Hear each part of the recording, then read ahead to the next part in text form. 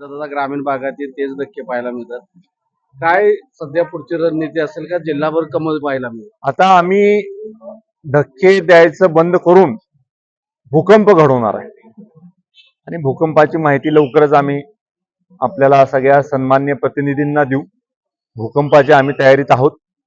भूकंप कधी घडवायचा याची वेळ निश्चित करायची चालू. पण याचे जो काही धक्के आहेत, भूकंप आहे, त्याचे झळ महायुतीतील घटक पक्षांनाही बसताना पाहायला मिळत आहे. नाही, असं नाहीये.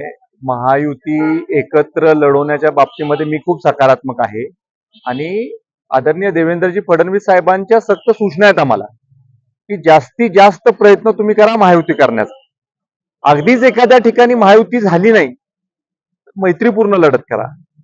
मैत्रीपूर्ण लढत करत असताना सुद्धा कुठंही प्रचाराचा दर्जा घसरू नये किंवा नेत्यांवर वैयक्तिक टीका होऊ नये याची काळजी भारतीय जनता पार्टीने तरी घ्यायची आहे, अशा सूचना खुद्द मुख्यमंत्री साहेबांनी दिलेल्या आहेत. आपला खूप विचार करणारा जिल्हा आहे आणि वेगळी परंपरा असणारा जिल्हा आहे. मग आपल्या जिल्ह्याला साजेल असं राजकारण भारतीय जनता पार्टीच्या वतीनं होईल आणि मित्र पक्षांना त्रास द्यायचा कुठलाही हेतू आपला नाही आणि मित्र पक्षांना विचारात घेऊन काही गोष्टी करायचा आपण प्रयत्न करू.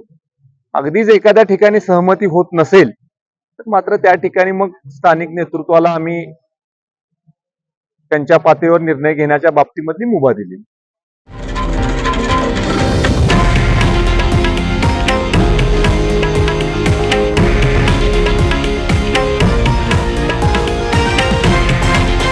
हे आहे देशातील नंबर 1 न्यूज नेटवर्क आणि आपण पाहत आहात TV9 मराठी, एकमेव.